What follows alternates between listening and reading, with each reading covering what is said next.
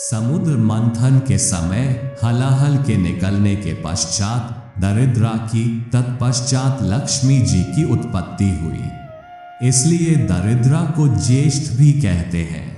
देवी ज्येष्ठ का रूप बहुत ही सुंदर है। वह सदा लाल रंग के वस्त्र पहने रहती है।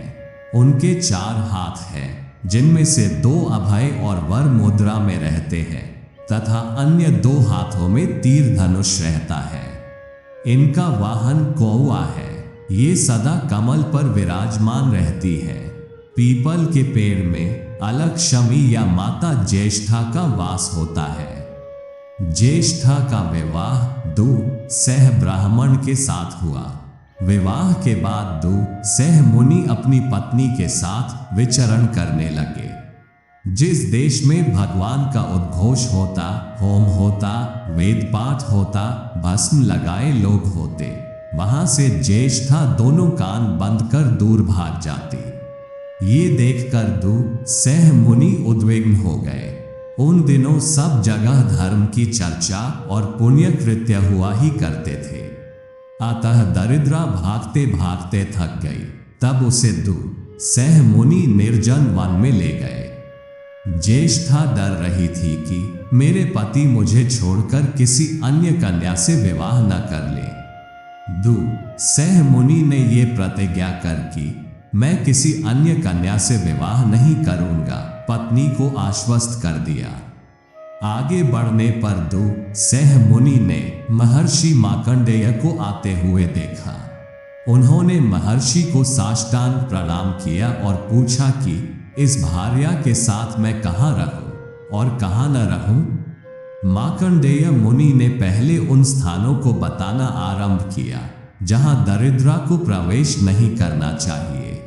जहां रुद्र के भक्त हो और भस्म लगाने वाले लोग हो, वहां तुम लोग प्रवेश न करना। जहां नारायण, गोविंद, शंकर, महादेव आदि भगवान के नाम का कीर्तन होता हो, वहां तुम दोनों को नहीं जाना चाहिए, क्योंकि आग उगलता हुआ विष्णु का चक्र उन लोगों के अशुभ को नाश करता रहता है। जिस घर में स्वाहा, वष्टकार और वेद का घोष होता हो, जहां के लोग नित्य कर्म में लगे हुए भगवान की पूजा में लगे हुए हो, उस घर को दूर से ही त्याग देना। जिस घर में भगवान की मूर्ति हो, गाय हो, भक्त हो, उस घर में भी तुम दोनों मत घुसना। तब दु सह मुनि ने पूछा, महर्षि, अब आप हमें ये बताएं कि हमारे प्रवेश के स्थान कौन कौन से हैं? महर्षि मार्कंडेय जी ने कहा, जहां पति पत्नी परस्पर झगड़ा करते हो, उस घर में तुम दोनों निर्भय होकर घुस जाओ। जहां भगवान की निंदा होती हो, जब होम आदि न होते हो, भगवान के नाम नहीं लिए जाते हो, उस घर में घुस जाओ। जो लोग बच्चों को न देकर स्वयं खा लेते हो, उस घर में तुम दोनों घुस जाओ। जिस घर में कांटेदार, दूध वाले, पलाश के वृक्ष और नींब के वृक्ष हो, जिस घर में दोपहरिया, तग, अपराजिता के फूल का पेड़ हो, वे घर तुम दोनों के रहने योग्य है, वहां अवश्य जाओ। जिस घर में केला, ताड़, तमाल, भल्ला तक, भिलाव, इमली, कदम, खैर के पेड़ हो, वहां तुम दरिद्रा के साथ घुस जाया करो।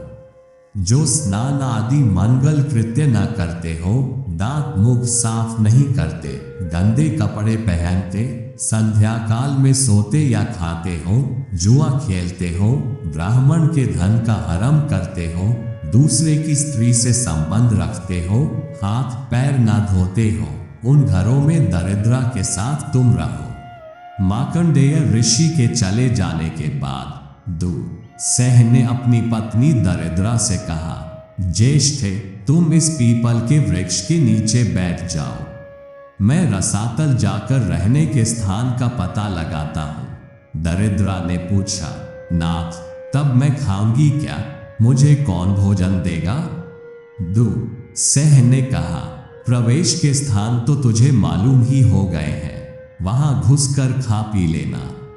हाँ, ये याद रखना कि जो स्त्री पुष्प, धूप आदि से तुम्हारी पूजा करती हो, उसके घर में मत घुसना। इतना कहकर दु सह रसातल में चले गए।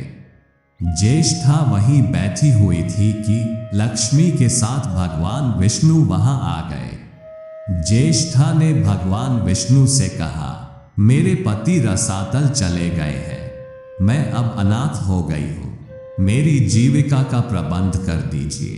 भगवान विष्णु ने कहा, ज्येष्ठे, जो माता पार्वती, शंकर और मेरे भक्तों की निंदा करते हैं, उनके सारे धन पर तुम्हारा ही अधिकार है, उनका तुम अच्छी तरह उपभोग करो। जो लोग भगवान शंकर की निंदा कर मेरी पूजा करते हैं, ऐसे मेरे भक्त अभागे होते हैं, उनके धन पर भी तुम्हारा ही अधिकार है। इस प्रकार ज्येष्ठा को आश्वासन देकर भगवान विष्णु लक्ष्मी सहित अपने निवास स्थान वैकुंठ को चले गए।